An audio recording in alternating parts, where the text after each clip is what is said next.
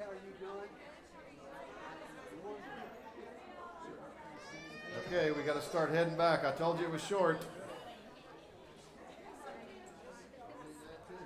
Miss Angie. Yes, ma'am.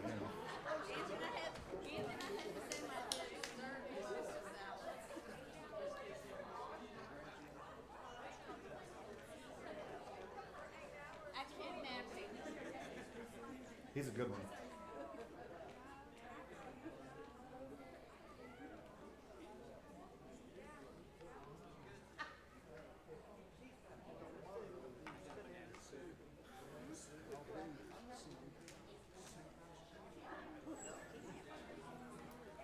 Don't forget. What? Good job. Gina wasn't the last one. She was one of the first ones this time, so. We're trying. Yeah, they are. Before I get started, I want to say one thing. Today's meal, I don't care if you brought anything or not. You're still welcome, please. We have more than enough food back there to feed everybody. If not, there's plenty of cookies, I know. So you can at least have some cookies. So I'm going to start by saying this. And anybody ever heard of, but I didn't get the memo kind of thing, right? Did you get the memo? Well, I'm going to send the memo out to you today. God's moving right now, y'all. And I'm telling you, He's creating relationships. He's creating connection between us and Him. And He's creating holy kingdom relationships within us if we'll just be willing. If we'll just be willing, allow it to happen. Last week we talked about the basic needs of people, right? If you weren't here, I'm going to go through a quick read. What's it called? Cliff notes. Give you the cliff notes. Boom, boom, boom. Okay. But I recommend you. This is a deep-seated need that every person has, including you. Okay, even you have it. So you have this need of what we're about to kind of go over. So I recommend you go back on Facebook if you want to and look at the message from last week, because I spent the whole time on it. But we talked about acceptance, identity, security, and purpose. These are four of people's basic needs. I learned it from Angie and John's class. Forgot his name. Jimmy Evans, thank you. And I stole it, and now it's like, God, I can't get it out of my head, right? I tried to write a new message this week, and I just kept rolling over and over. So somebody in here, there's a reason that I'm supposed to talk about this again. So if you heard it and you got it, and you're 100%, just know that the person next to you might get something, okay? So acceptance. How are we accepted? Anybody? How are we accepted? Because of Jesus, right? Jesus made it to where we're accepted, right? Made us to where He tore the veil so we could come in and be one with the Father, just as He was one with the Father, right? Basic need. We all need to feel accepted. If you don't feel accepted, then you're going to search for it somewhere else. That's the same with all these needs. Pastor John cannot fulfill these needs for me. Neither can Kim or Becky or Angie or Jessica, Drake, Emily. None of them. They cannot fulfill these needs for me. And neither can your spouse, your mother, your father, your uncle, your job. Doesn't matter, okay? So as we go through these, please understand, when I say acceptance, I'm not saying being accepted by people here. I'm talking about accepting. There's a God-shaped hole, right? It can't be filled with it can't even be filled with ministry, John. I've seen people try that. They just fill it up with ministry. They go out, they do all these things, and then their lives fall apart because they're trying to fill that hole with their ministry. You can't be a good minister. You can't have a good ministry. You can't have good relationships. You can't have peace, love, and joy, and all these things that we talk about. You can't have any of those if you don't fulfill these needs inside your own heart. Okay? And to understand that acceptance isn't that you come in here and get accepted, even though we better accept people when they come in here, or I'll ask you not to come back. We got to accept people. Okay, I mean, and that's an expectation that we can set as a church and say, if somebody comes in here, they're welcome here. Just like I talked about the Jesus Revolution. Again, if you haven't seen that movie, I highly recommend it. But they talked about not wanting to let the hippies in because they were getting the carpet dirty. And what did he do? He washed their feet as they came in the door, right? That's the kind of stuff I'm talking about. And guess what? If somebody came in new and sat right here, I would expect these two to not say a dadgum word. Sit right here, or over there, or over here. That's right. I had somebody just the other day tell me that they went to a church and they had to move 3 times because they were in the wrong seat. Right? And I'm not saying it hadn't happened to me, and I'm not saying I haven't had somebody sit down and like, well, they're in my, so I get it. I've sat there every day for 13 years, and now somebody comes and sits in it. What the heck, But that's not what that was a little bit of a tangent. That was for free. But the acceptance that I'm talking about, is Jesus died for you, and you are accepted. You are grafted in. You are a child of God. Okay? You are accepted. Okay, the second one, what was it? Which one was it? Oh my gosh. There, get my eyes. Identity, that's correct. Identity. This is a big one. Pastor John's talked about this for ever. Every time you have a conversation with David, you are this. This is who you are, right? You are a child. Because without this, we can go no further. Until we really understand who we are.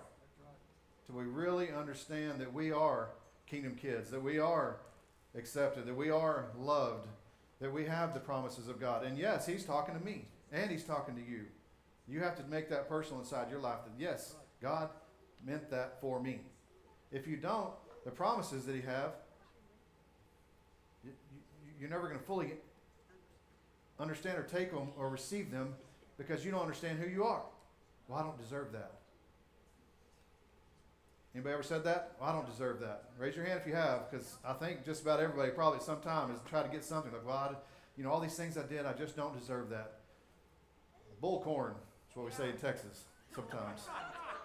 Because that's not who you are. Jesus died so you can be accepted and you can fully inherit your identity. You can fully inherit who you are. Does that make sense? But until we understand that, until we really have that revealed, understand a lot of this stuff has to be revealed to you. Okay, so if it has to be revealed to you, what do you have to do? You have to go get it. You have to go seek it. You have to go search it out. You have to go looking for it. Sometimes things don't just fall in your lap. And it doesn't fall in our lap, and then we get upset with God because he didn't throw it in our lap. He's like, dude, I said knock, didn't I? Yeah. I said knock, and it'll be open. Search, and you'll find. That's what he says. He didn't say sit down, and I'll throw it on you. So all these things have to be searched out. But I guarantee it, with every penny that I've ever had or will have or have made in the past and spent, which is most of it, I guarantee you that if you search it out, God will tell you. Period. I mean, there's no doubt. There's no doubt. It's a promise. It's going to happen, but it requires effort. Anybody ever worked with somebody that gave no effort? It's exhausting, right? And then and then when you work with somebody like that, whose fault is it? It's never what? It's never their fault. So don't be that guy. Don't be that gal. Right? Does that make sense? Don't be the one sitting at work going, well, if so-and-so hadn't done this, and I'd go do this, or I'd that, get up and go search these things out for yourself, because I promise you, it'll change your life. Amen. It will change who you are. Well, it won't change who you are. You'll understand who you are, because that's already happened, right? So you'll finally figure out, like the light bulb, boom, oh crap, I am a child of God. God does love me. God accepts me exactly how I am, even though I'd like to be 20 pounds lighter. He still loves me. He doesn't care about the weight. He doesn't care if your hair's falling out, if it's gray, if it's white, if it's... It just doesn't matter. Because let me tell you something. Another problem with our society today, God loves you exactly how you are. He made you that way. He don't make no mistakes. Okay, identity. And I have scriptures with these. If you want them, I can give you a copy. Ephesians 1 is very good, 1 and 2 for identity and purpose and, well, just about a lot of stuff. But if you want to go back and search something out, I highly recommend Ephesians and 2 Corinthians 5, Psalms 139. Okay, the third one, security. Even tough guys need to know that they're secure. And what does God say about that in Hebrews 13:5? I will never leave you nor forsake you. You're never. I will never leave you. I will never leave you. Let your conduct be without covetousness, and be content in such things as you have. For he himself said, I will never leave you nor forsake you. Be secure in that. He said it. Guess what?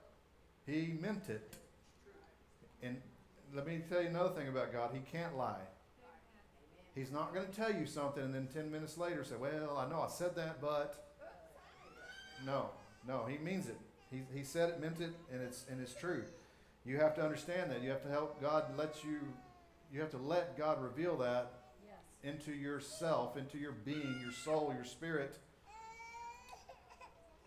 And the last one is purpose. And it's not the last one, it's just one of the four. Everybody has to have a purpose. Everybody has a purpose. Everybody has a purpose.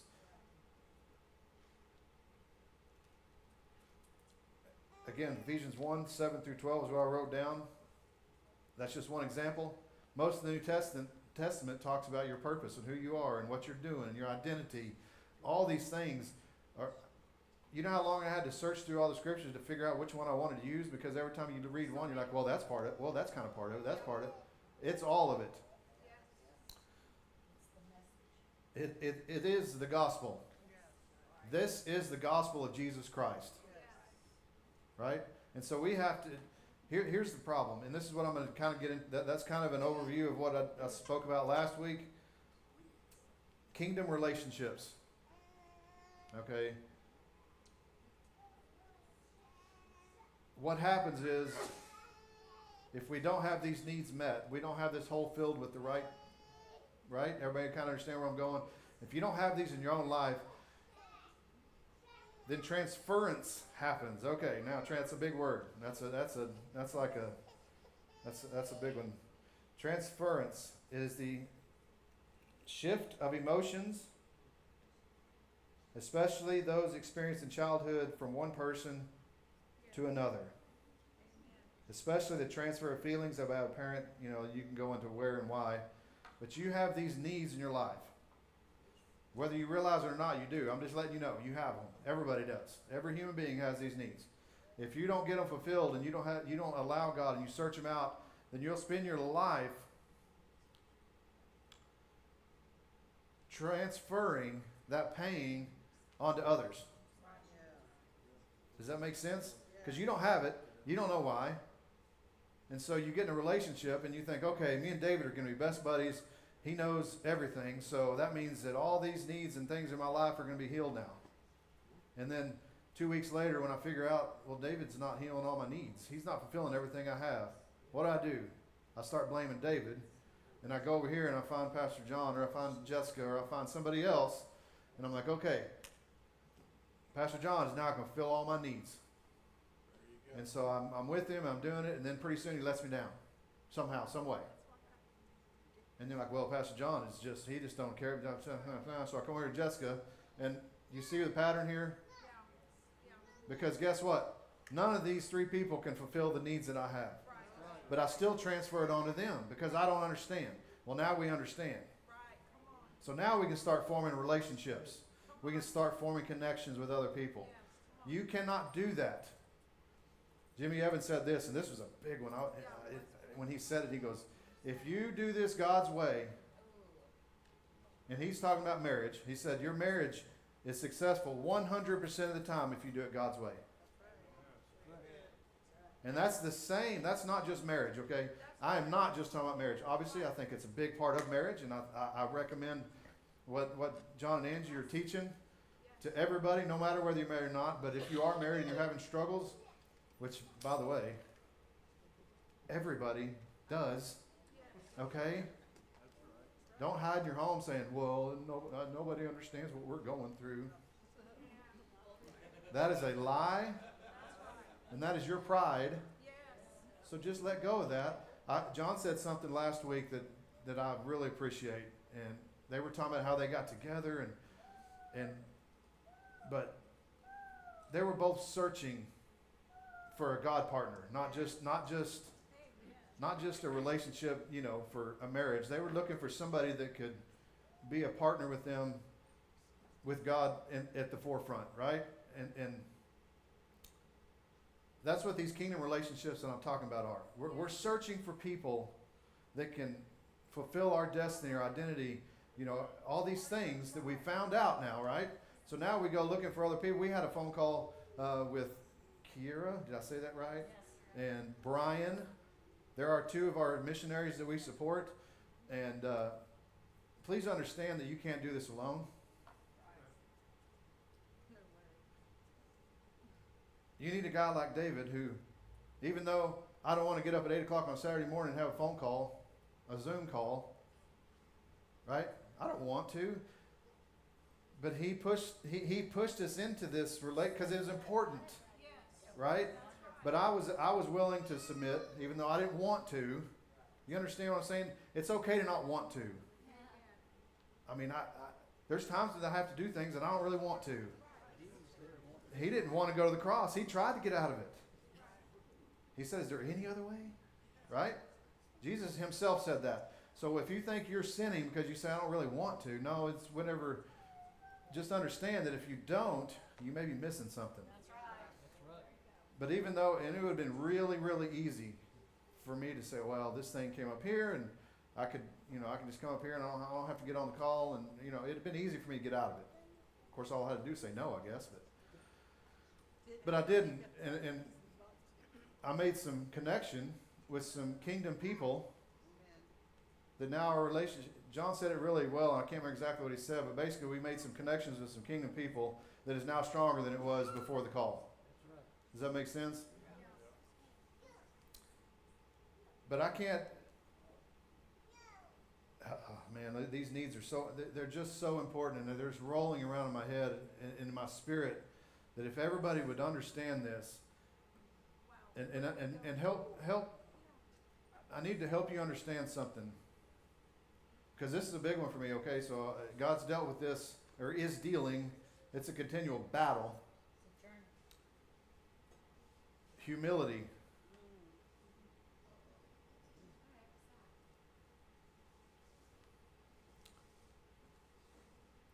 We're going to talk about humility in a second. But just remember that these needs without humility, you're going to struggle in these areas. I don't need that. I don't need David. I just don't need all that stuff. I got it figured out. Me and God, we got it. And again, I'm not trying to tell you that, that your personal alone relationship with God is huge. But it's not the end of the story either. Did Jesus go to spend all the time alone? Heck no, he didn't. He couldn't get people away from him. He was always with people.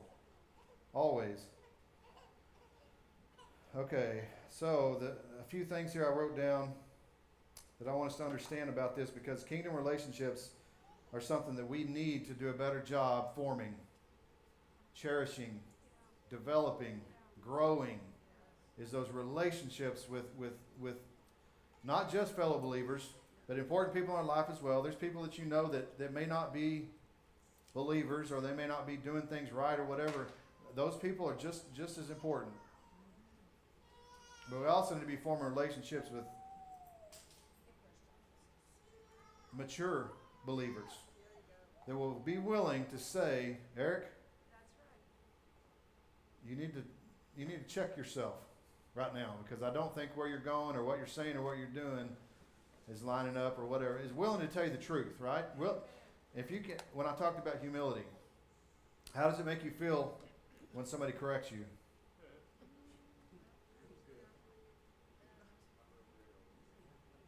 And what stops that correction from getting in? Pride. Not being humble enough to say, you know what? Maybe John's right back there about marriage, and I've been married 30 years, so I don't need to listen to him. He's only been married for a year, right? That'd be really easy to say, wouldn't it? Being honest? But it's not the case. In fact, there's several people in this room that understand that I don't care if you're married 2 weeks or 30 years, it still takes work in a marriage. I've seen people married for 20, 30 years that just fall apart. Boom, and they get divorced. 60 years old, getting divorced. I'm like, what in the world? Why would you do that? But it happens because they stop working on it. So for anybody to sit here and say, well, I've been married all this time, so I've got it figured out. We've already been through all this, and we're not doing that, and blah, blah. Well, you're already, the pride comes before what? The fall.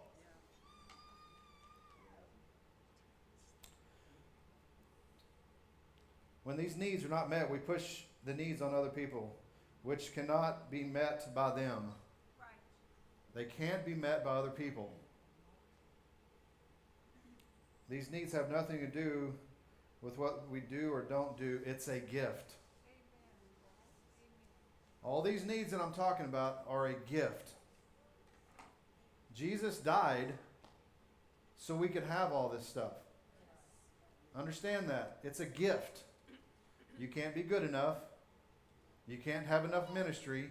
You can't go to Africa and Israel and Romania or Russia or name it enough to have all these needs met. All you got to do is search them out. Go get them. Does that make sense? It's a gift. It can't be earned, if that makes sense. It's just like salvation. Because you know, as soon as you receive salvation, as soon as you accept Jesus Christ, they're all there. But it's already, so you see what I'm saying? It's already been given to you. You don't have to earn them. You don't have to work for them. All you got to do is go find them. Amen. But they must be searched out. I've already talked about that a little bit. We got to go find them. You got to go find it. If you don't do this, if you don't find these, you don't figure these things out, there is little hope for really strong relationships in your life. Okay? It's that important. And that includes marriage, that includes with your children, that includes with your parents, that includes if you don't understand that these needs are there and you go search them out and you find them and you look at them and you play with them and unpack them and understand who and what and when and how and where, then you're going to struggle for healthy relationships. You're always going to be trying to pull it out of somebody else. Anybody ever been around and known somebody who always is just needy? Yes. Oh gosh, I just don't know what to do. And then we encourage them. You are a child of God. And then you see them 10 minutes later. Oh, I just don't know what to do. It's really hard for that person to want to have a good, healthy relationship with you, and all you're just need. Just understand that. Now, don't get me wrong. When you have needs, you need to go find people. I'm not saying that. That's not my point. Please don't go there. Yeah. Obviously, we talked about humility and pride. If you have needs and you don't know what to do, you got to go find somebody. But you got to listen when you get correction. We talked about humility. We talked about pride. We talked about these things with these healthy relationships. This is one of my pet peeves, and this is probably a pride thing for myself, a flesh, but you ever had somebody come and they're like, I just don't know what I'm going to do. You know, David, I want to put in gas pumps at, whatever your business was, right? But gas pumps and put in gas. And they come and they ask you this, they're trying to get into it. And you're like, well, here's what you need to do is, here, at least the first 3 or 4 things. You got to do these first before you can do it. And then they're like, all right, great, thanks. And they leave. And they do exactly the opposite of what you just said. And then they come back to you like, it just didn't work. I don't know why. And you're like, I told you I told you how to do it. And I'm not saying you got to do every line by line item that everybody tells you. But if you go to people and you ask for help and they say you're a child of God, then maybe you should start listening and searching out. Okay, David says I'm a child of God. Okay, so what do? I jump in the Bible and I start looking. Say, okay, where does it say child of God? What does it say? What does it say about me? And then you start believing it. And then next time you talk to David, maybe you need a little more encouragement, but he doesn't have to tell you that again. now you start building yourself a foundation on what to stand upon. Does that make any sense to anybody? Because it does me. And I had one time, Pastor John said this to somebody, and this person was going through a divorce, I believe. Anyway, they were having trouble with their relationship. Maybe been a parent. It's been years ago. But I knew this person pretty well, at least well enough, you know, to know why they were getting, or why they were having troubles with their relationship. Of course, I was not good at counseling, or at that time I was just kind of like, I don't want to, you know, I'm just going to go home and let that, you know, they're not going to listen to me anyway. So, you know, all these kind of excuses. The pastor said this to me, and this one took me a long time to unpack, but he's like, you need to go work on yourself. And I was like, what? That's all they do is think about themselves. That's why they're in this. That's why they're in the position. You know, this is going through my head, right? I'm not telling you what he said was correct. I didn't understand it, but I kept rolling around in there and figuring it out, and God started revealing some things to me. Yeah. So I understand it now, but at the time I was just like, you know. But you got to work on yourself. You got to be able to have these needs met in your life. You've got to have all these things in place before you can ever have a healthy relationship.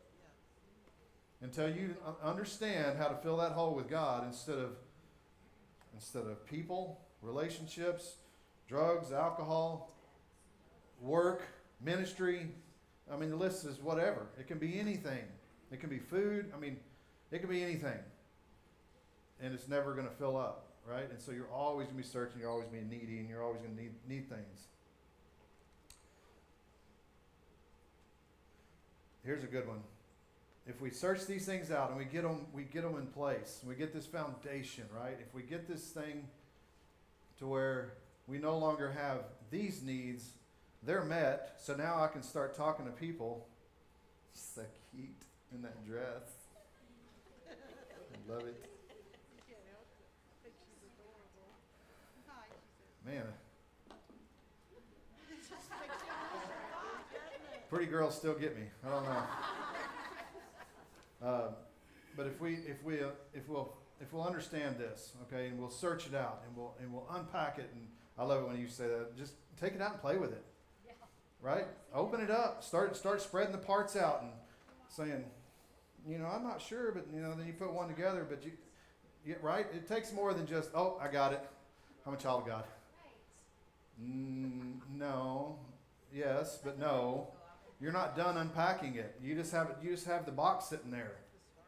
It's not useful to you yet until you get it out and you start looking at it, playing with it, and testing it, and you stand on a part that's not weak, and oh, that falls, and and I didn't have that together right. And you see what I'm saying?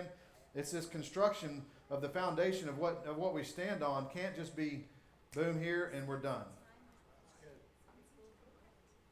But if we do that, if we'll get that foundation, we can finally start loving people the way they deserve to be loved. The God love that we talk about. Because you think Jesus understood who he was? Yeah, I think he did. That's the only way he was able to do what he did. And we're called to do that as well, but we can't do that until we really understand these things. Does that make sense? We can't love people. Everybody says, well, I'm correcting them in love. Are you? I don't know. Maybe. But you need to make sure that you have these things figured out before you start correcting people. Does that make sense to everybody? Let's go to Matthew 25, starting in verse 1. This is the 10 virgins. I love this story. It should scare you a bit. Not scare you.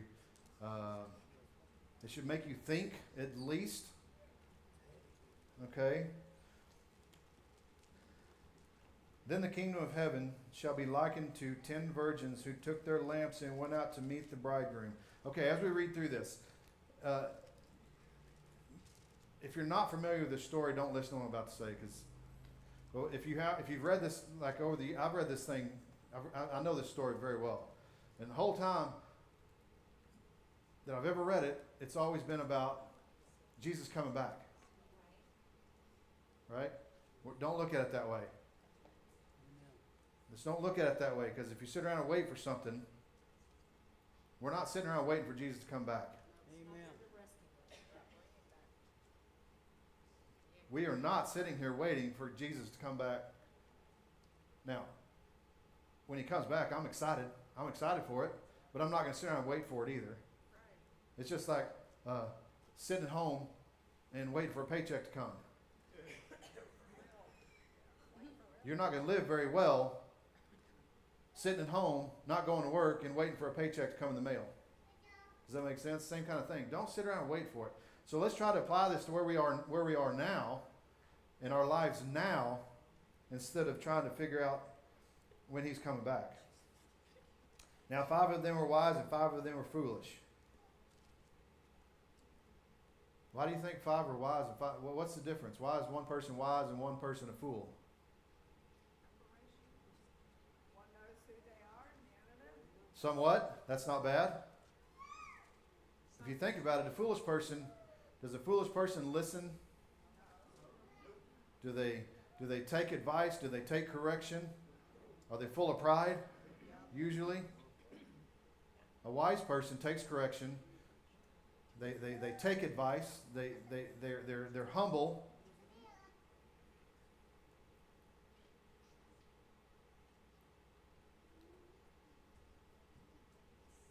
Which one are we going to be?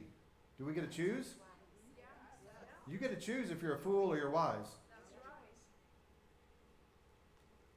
I'll tell you, one of the first times that I ever received a prophetic word that really blew me away was in the bunkhouse over here by Becky years ago. Because I used to pray and ask and just seek wisdom. That's what I wanted. I was like, I don't want money. I just want to be wise. I want to be a wise person, you know? I don't want to be a fool. I want to have wisdom, and I would read Proverbs every day, and I'd read, you know, if you want wisdom, read Proverbs over and over and over. You know, there's how many books are in there in Proverbs? 30, I believe. 30. 31? 31. There's 31 chapters. How many days are in most months? 31. Read one chapter a day and never stop. If you want wisdom, have that stuff written on. Where's Jerry? Oh, Jerry's not in here. 3:1. What's it say? Oh, there he is. Jerry's talking about was Proverbs, right? It wasn't Psalms, Jerry. Is it Proverbs 3? Is that when it says write them on your heart, right? The only way you can have that happen is you read them more than once. You read them over and over and over until they're etched inside your heart. I was telling a story. I got lost. But I asked for wisdom. I was reading Proverbs because I had somebody tell me, you read Proverbs, you want wisdom, read Proverbs. Because I asked, how do you, and I was reading the Bible, I was doing all these things, and I really, I never felt God necessarily say, okay. But we were sitting out in the bunkhouse, and one of the first times I ever really felt like I released control of flowing in the Spirit. Is that a PC way to say that? And then Becky just came over to me, and I'd never said a word to her, and she's like, God's going to give you wisdom. And I was like, whoa, because it was always just a huge prayer for myself and a goal for me to God, wanted God to reveal that to me. And it talks about how wisdom, we got to search it. It's our choice whether we have it or not. You can be a fool, you can be wise. Which one do we want to be? Those who were foolish took their lamps and took no oil with them.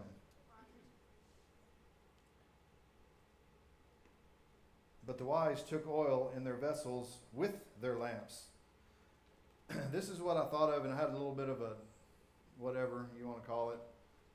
The lamp itself is probably your salvation. I mean, it can. This is just one way to look at it. Okay, I'm not saying that. This is the Bible's like an onion. There's layers. But the way I kept thinking of it to apply to what we're talking about today is the lamp is like your salvation, right? You get your lamp. Everybody's got the lamp and it's lit and you're good, right? I mean, if I have to in a non-emergency situation, I can ask Becky for some more oil, and she can, we'll come up here and pray. We can do these things. We come on Sunday, we get a little bit of oil, right? Everybody has their lamp, but not everybody has all these needs met and have mature relationships, kingdom relationships with people. So we have wisdom, but it's the oil, the extra oil comes through these needs being met, which now I can love on other people. I find connections. Oh, just a thought. Maybe that one's off. If it is, just forget it. Verse 5. But while the bridegroom was delayed, they all slumbered and all slept. They all slumbered and slept. So was it bad? They all slept. They all slumbered, right? So that part's not. And at midnight a cry was heard, behold, the bridegroom is coming, go out to meet him. And then all those virgins arose and trimmed their lamps. They all had lamps. They all had their lamp. But did they all have extra oil? Were they continually working on their connection? Were they continually working on their relationship with the Father? Did they have connection with other people, right? I mean, to me, that's your oil. That's your, from the Father, from the Holy Spirit living inside of us. As long as we're taking care of that connection, that relationship, we're gonna have extra oil. Right? He's gonna give us the wisdom to say, okay, I'm coming to midnight, or even if it doesn't, you'll be ready. But if you're sitting around saying, well, I got my lamp, so I'm good.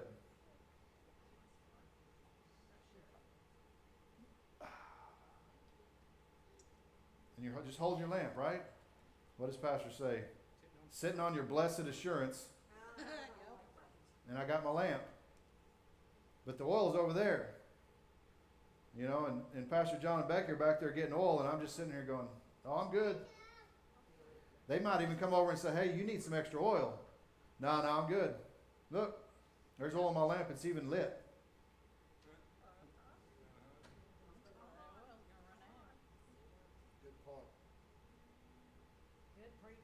Does that make sense?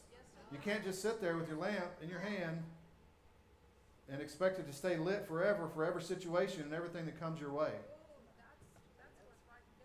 You know, because then it may take longer than you thought, right? You're sitting here and you're like, well, I got till next week, and then the problem will be solved. But it takes a little bit longer, and then your lamp starts going out, and you don't have no oil. Or you're waiting, and it takes long. Like I said, it takes longer than you thought, and then you start taking for granted, and then you fall asleep, and you slumber, and you say, well, I'm good. You know, no, it's all good. But you don't have any oil. And then you wake up and you're like, oh crap, my lamp's out. Trim it. Yeah, here's a lighter. He can't get our oil. He can't get oil for me. It's Holy Spirit. And now, does that make him better than me, or vice versa, or God mad at me or him or whatever? No. I'm not. That's not where I'm going here. What I'm saying is that there's a preparedness and a search and a knock and all these things that have to come before the bad stuff starts happening. Before my marriage starts falling apart, and then I run over to John and say, I need some oil. He's like, well, you go over there and get you some oil. I ain't got enough for both of us. You know, and he'll tell me that at any time. All I have to do is ask and receive. What do we talk about? Foolish and wisdom. The fools don't listen, the wise do. I'm sure, I don't say I'm sure. I would like to think that all 10 of these people were told, you know, you probably ought to get some extra oil. Right? We don't know for sure when he's coming. The bridegroom says he's coming here, but what if he's late? You probably ought to bring some extra oil. And the foolish ones are like, I'm good. And the 10 wise are like, oh yeah, that's probably a good idea. I'm going to go get some oil, and then I'll have the extra oil just in case. Maybe I don't need it, maybe I do. But the wise answered, saying, no, lest there should not be enough for us and, I'm in verse 9, us and you. But go rather to those who sell and buy for yourselves. That's the point I kept thinking over and over. You think at some time that foolish 5 that we're told, you probably ought to go buy some extra oil. And then you come back and they don't have no oil and they're asking for your oil. And with these things, there's only one way to get the oil. The things I'm talking about, right? the identity, the acceptance, the purpose. There's, I can't give you the oil, even if I wanted to. I would love to just give you the piece and plug it in and just like, what was it, Christian? I wish you could just back in and just plug into it and be done, and we could just start growing this thing.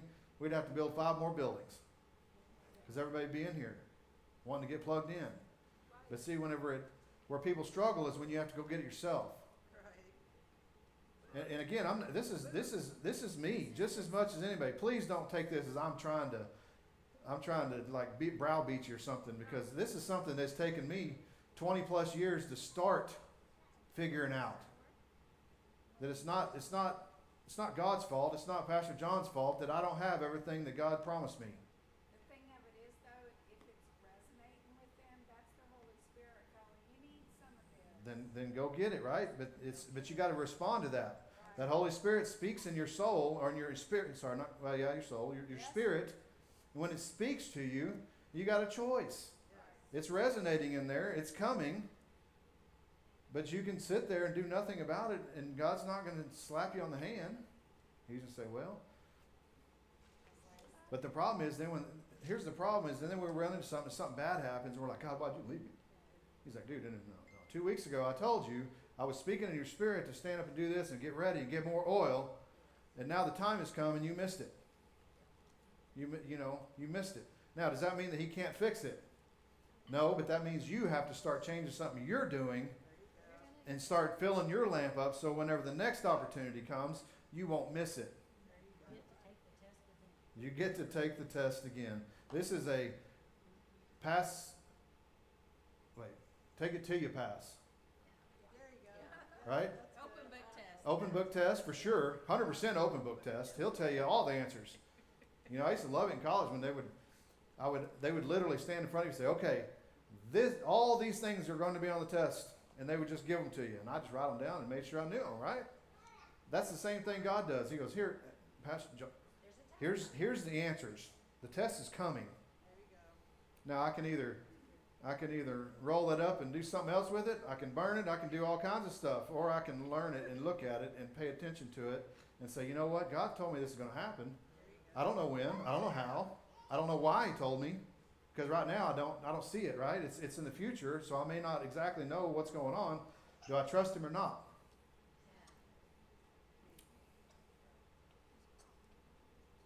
Okay.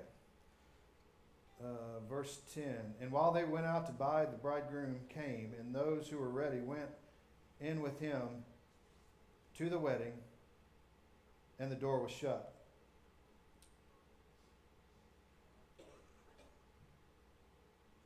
I don't know about y'all, but I don't like missing stuff. I have FOMO. So does my daughter Rachel. Hey, Rachel. I gave it to her. Tell them what FOMO is. Oh, fear of missing out. FOMO, fear of missing out. So, you ever wonder why some kids just will not sleep? I know my daughter was this way, and I'm sure I was the same way. But if I'm asleep, I'm going to miss all of it. So I got to stay awake. I got to stay awake. And so you start running around. You start doing all these things wild, and that's fear of missing out. I don't know about y'all, but I don't want to miss out. I don't want to miss anything God has for me. And here's the even kicker. I don't want to miss out on anything that he has for my wife, or my children, or my grandchildren, or my in-laws, or my friends, or anybody that I know, John and Angie. I don't want you guys to miss anything. I don't want to miss anything that I have that's for them. So it's not just about me. And guess what? It's not just about you either. It's about people. I guarantee you, everybody in this room wants to help people. Everybody. They want to help themselves too, but they want to also help others, right? I mean, I just guarantee you, I know most of you, at least somewhat, I know you want to help people. I know you want to connect with people. I know you want to be wise. So, missing out is not the end, but it can also be prevented. There's a continual connection, a continual relationship, a continual searching that you can do. It is possible to never be unconnected from the Spirit. It is 1,000% possible. People look at me crazy when I say stuff like that. Don't think I'm crazy. You know, just because you don't understand something doesn't mean it's not true. Good point. I don't understand exactly how a little vibrating going through a wire can make lights come on. Does that mean electricity is not real? You know, my son's an apprentice now for being an electrician. I'm sure he doesn't understand every single thing, but whenever we were talking about yesterday, when you click through a live wire with a pair of clippers, you find out real fast it's real. Right? And you got a big hole in your pliers now, you're like, huh, that wasn't there. You know. So please understand that just because you don't understand everything, you don't understand exactly what your purpose is or your identity, or you don't understand how, guys, if you'll search it out, it's there. It's real. This stuff is real. It will change your life. It will change the people around you. It will change your relationships. Don't be skip that, what verse are we on? Yeah, go to the next verse, please. Afterward, the other virgins came also, saying, Lord, Lord, open to us. But he answered and said, As surely as I say to you, I do not know you. That's scary, fellas and ladies. Watch therefore, for you know neither the day nor the hour in which the Son of Man is coming. And again, I'm not trying, don't think of it as Jesus' return. Think of it as opportunities in your life. Yes. Right? Put it in that context. That I need to have oil, so I'm ready. When John and Angie need me, I got oil to be able to go help them. I got when my wife needs something from me at 2 a.m, I got enough oil that I can be there, right? My kids need whatever the opportunity is. I'm able to have enough oil in my lamp to be able to. My needs are met, so now I can start loving other people the way they're supposed to be loved. I can start having kingdom relationships. I can start building these things and actually doing things, right? Not just talking about it. I don't know about y'all, but I'm tired of talking about it. Either we're going to do it or we're not. You know, we've talked it to death. And it's just time to, I know pastors talked about it. It's time to stand up. You know, Isaiah 61. Rise and shine, right? So, the only way we can truly do something is to search out these needs in our own heart, in our own life, and fill them with what God's given us. And then you can change the world. But not until. I'm sorry. You can try. We can look at it. We can talk about it. We can think about it. We can give it the old college try, right? But how do you know you're doing the right thing or not? You gotta listen. Right? How do you know you're doing the right thing? Until there's a connection with the Holy Spirit and yourself, and that voice is you understand it, you know it. That's the way you get your instructions. Your purpose is to make that connection right. Your identity is, I have that connection. Right? When you have that connection, all of a sudden the instruction book becomes clearer. I don't have to have glasses. I don't have to hold it right there. It's just like, oh, okay. And you start walking it. When you start walking it, now you're working together with God, and now you pull up somebody next to you, and now we have a kingdom relationship, so we start walking this thing together, and then we get another one, and they start walking together, and all of a sudden, we become an army of God. And we don't have a country that has forgot who they were. This is the problem with our country.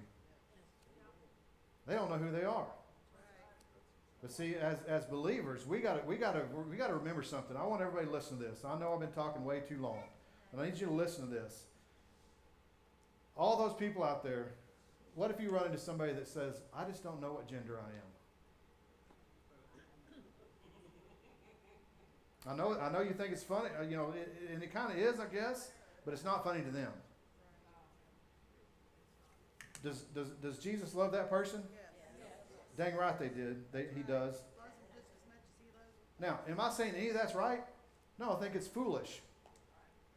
Okay, but our job is not to point out what they're doing wrong. Our job is to bring them this stuff.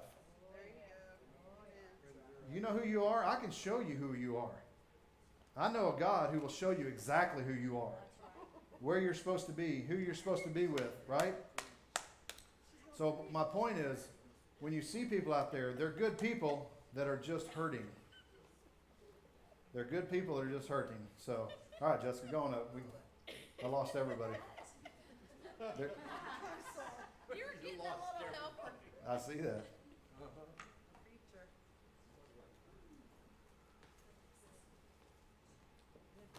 Good word, Pastor. Yes, it was a good word. I don't know exactly how to close this. My hardest part of this whole job is closing. I could be like Scott and just keep going forever. Get louder and start talking more. No, I'm just kidding. That's a joke. To all the virgins. All right, everybody stand up. I'm just going to pray for you real quick. And please, everybody stay for lunch. David's back there cooking away. And he washed his hands and everything. So.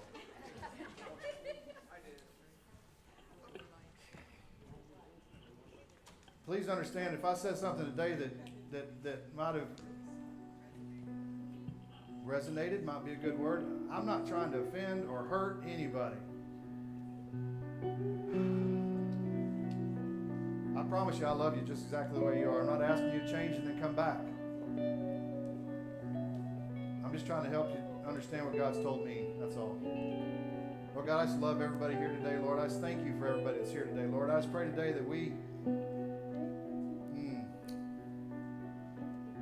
our identity, our acceptance, our security, our purpose, Lord, comes through you. Lord, I just pray for revelation to everybody in this room, that any area any item in that area that needs strengthening, that we just reveal that today. Lord, I just pray that everybody has ears to hear when that stuff is revealed to them, Lord. We just thank you for who you are, Lord. Lord, I pray you give us opportunities this week to find people that are hurting in a lost world, and we can show them their identity. We can show them where their acceptance. Lord, we just love people. We just love you, and in Jesus' name, amen.